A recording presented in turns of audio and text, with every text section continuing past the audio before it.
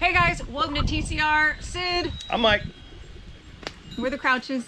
And thank you for clicking on the video. Don't forget to hit that subscribe button if you have not done so already. Do it right now. We're going to talk today about that big question. That question is, can I raise/grow enough food to feed my family? Well, I think the answer to that question for most of you is yes, but there's one very important thing that you're going to need to do first in order to be able to do that. Let's talk about it.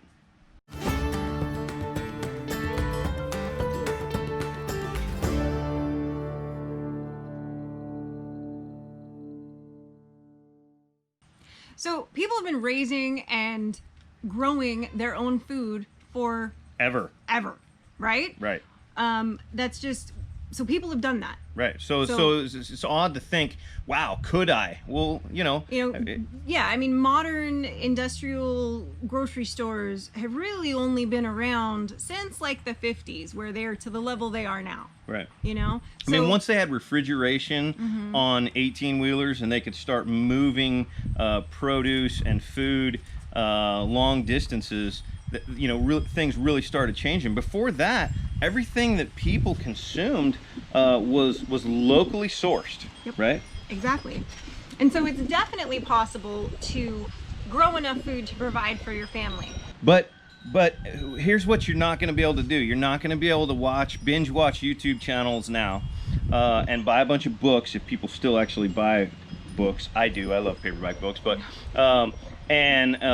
hoard seeds, even if you keep them in the refrigerator, and then one day when shit hits the fan, be prepared to be able to grow and raise food. Right. You're gonna need practical knowledge. You're gonna need skill. You need to start now. You needed to have started last year, but now, Today is always better than, I'll do it tomorrow. Yeah, I mean, today is always the second best time to start doing something. Everybody has different amounts of time or space or money to start this kind of a thing. So start small.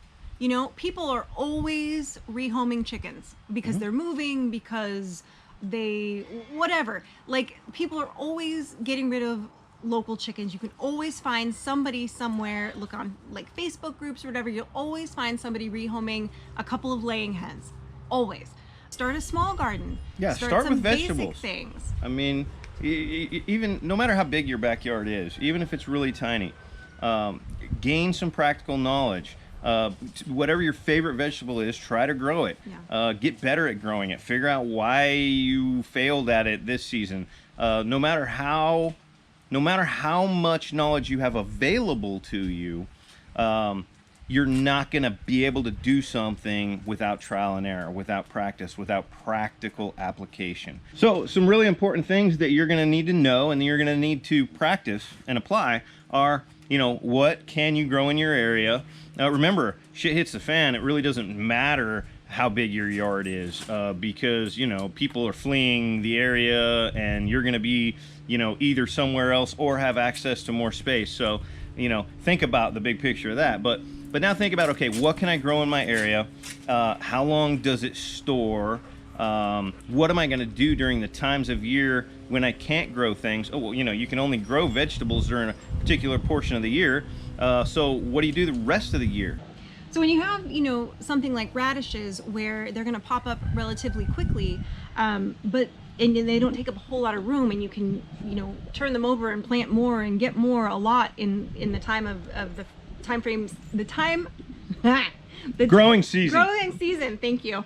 It's still a lot of radishes, right? More than you're going to eat before they would start to go bad in your fridge. So the things you need to think about is when you plant your crops, that they're all going to get ready around the same time, from the one plant. Each plant they're all going to fruit at the same time. So you're going to want to think about canning them, pickling them, jarring them, drying them, different things that you can do to make those crops last past the season. Right. So now we've just touched on another subject that you're going to need to get some practical knowledge in. You're going to need to practice canning.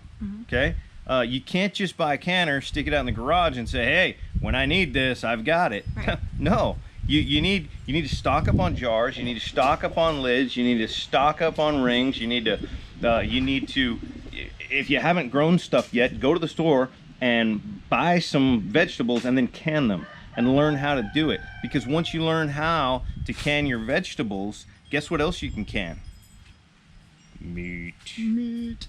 Right. Yeah, you can can your meat. So that way, you know, when you get to the point, if you get to the point where you're doing your own livestock for meat, and even if you're not, even if you get a really good price on a side of beef from your local butcher or your local farmer, that's a lot of beef to go through and to have sitting, taking up all the room in your freezer. You might want to think about taking a portion of that and canning it so it's shelf stable. Right. You know, some of that just is no refrigerator required, and it just makes sense. So having some of those skills, having some of that knowledge is important. Another thing to think about is there's going to be things that you are better at growing.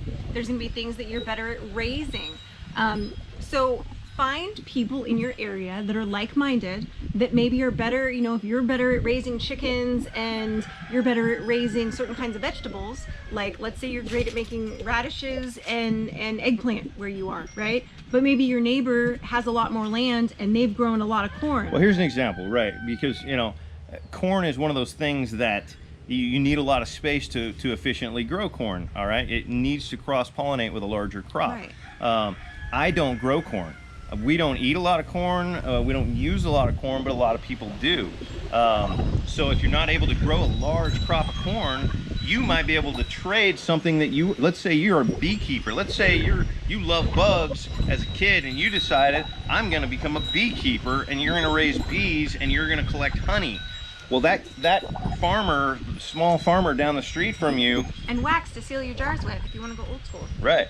That small farm, you know, down the road from you that grows a lot of corn may just absolutely love the idea of trading some of his corn for some of your honey. So now we get into part of being able to grow / raise enough food for my family includes a network. Yes, because it expands what you're able to provide for, because you will get really tired of, you know, turnips and chicken at some point. You know, so you're gonna want some variety, some things that maybe you didn't have room to grow or that you didn't think to grow. So it's a really good idea to have that network in place so you can trade with other people, and that way with your neighbors, so you're providing things they don't have and they're providing things you don't have, and it's a very beautiful, lovely, symbiotic neighborhood relationship. Right. You're gonna learn about, you know, fall and winter squash varieties that you would have never, you've walked past them at the grocery store and you've never bought them, and you never knew that you liked them, and you never knew that they can sit on the shelf outside of refrigeration for months and months. Spaghetti squash is a great one. A lot of people are scared of spaghetti squash. Spaghetti squash is great. Butternut squash. Butternut squash, amazing. Acorn squash. Acorn squash. Blue Hubbard. Well, we don't know this yet. year I'm growing my first Blue Hubbard plant this year, and I'm going to tell you what, the reason I'm growing it is because it's supposed to be able to be super long shelf stable, right? Right. So, you know, gourds are great. We're gonna have shirts made. Gourds are great. No, we're not gonna have those made. I mean, we get them made, but I'm not gonna wear them. I'm gonna make you wear one. Yep. You change my name to Gord. I'm gonna get you a pair of underwear that says "Gourds are great." I'll make you wear it.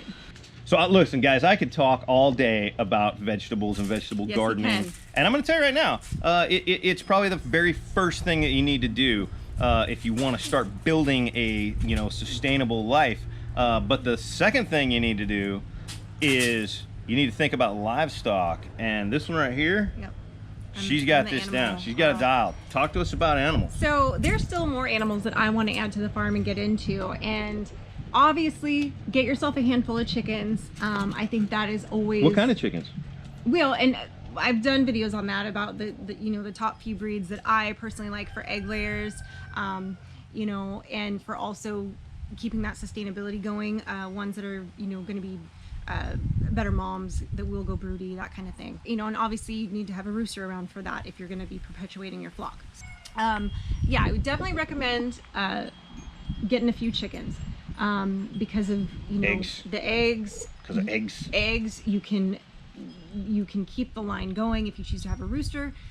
You can also, and you can do it without an incubator if you've got, you know, some breeds that are good moms. Like I always like to keep a silkie around because they will raise those babies up really well for you. They will sit really well. You know, the other thing to think about too is along those lines, you won't get as many eggs, but the Muscovy ducks are great. They're very low maintenance birds. They eat a lot of pests, and they also will eat a lot of weeds. They will also be excellent breeders and they will raise their own young really well. They are really good moms, you know, and they're a great meat, a fabulous meat. So, and the turnaround is quick in the spring and summer months. They just keep laying, they hatch a clutch, they go again, they hatch a clutch. But another thing, if you are limited on space that you want to think about is rabbits, because you can make a lot of rabbits in a very small amount of space, and the turnaround time is really fast. You can also, you know, besides the meat, you can also use the pelts for different things. There's a lot of functionality there when it comes to the rabbits, and a lot of people also, you can make a profit if you need to, or trade the young without you even having to process them out. So we're hoping to get into rabbits. We've been saying this for the last 2 years. We were hoping to get into rabbits, but then something always happens and we end up Everything getting... keeps growing. You know, the vegetable garden grows every year. The farm side grows every year. Yeah. What animals we're doing. Keep in mind, if you're thinking about being, you know, to some level self-sustainable, you're going to need to grow enough food for your animals too. Right. So think about that. Definitely. So, you know, having those veggie scraps from, you know, your cooking, from your garden, and some of those, you know, leafy greens, fodder areas, things that you can grow like that in trays are great to keep your livestock going. And that's also great for the rabbits as well. You know, if you are in a really limited space as far as what you can have for livestock, if you're still wanting eggs and birds, quail is a great option. So if you're in a smaller space, or you don't want to take on too large of an animal, because remember, the smaller the animal, the smaller the poop. So when you have rabbits... Oh, and the poop goes right into the compost, grows your vegetables. Rabbit poop is great because you don't have to let it sit. You can just add it right in. And quail are really tiny, but you can use them for meat, and they are a quick turnaround as well, as far as breeding to maturity. So your time frame is a lot faster before you've got, you know, another round of meat birds or layers or whatever that you're looking to get from them. Can you grow enough food to feed your family? The answer is still yes, but I hope we got you thinking about some really important things. You know, you need vegetables, you need protein, you need animals, you need to learn how to preserve, can, grow things that are shelf stable. You need to learn how to butcher them. That's right. Because even if you don't eat meat, you're going to eventually have an animal at some point that's sick, that you might need to cull, whatever. Right. So you can bury it in the garden too. Yeah. Yeah. And you're going to need to learn how to capture your seeds from your harvest so that you have seeds next year. So there's a lot to think about. This is like a 101 video. This is just simply answering that one question. Can I do it? Yes, you can do it. We couldn't possibly go over all the things that you would need to do in order to do it in this one video. But I hope that you're encouraged by the answer, which is yes. And I hope you take the next step, which is to start getting some practical skill and knowledge. Thanks for watching, guys. Don't forget to like the video, subscribe to the channel, and click the bell so you get the notifications. Yep.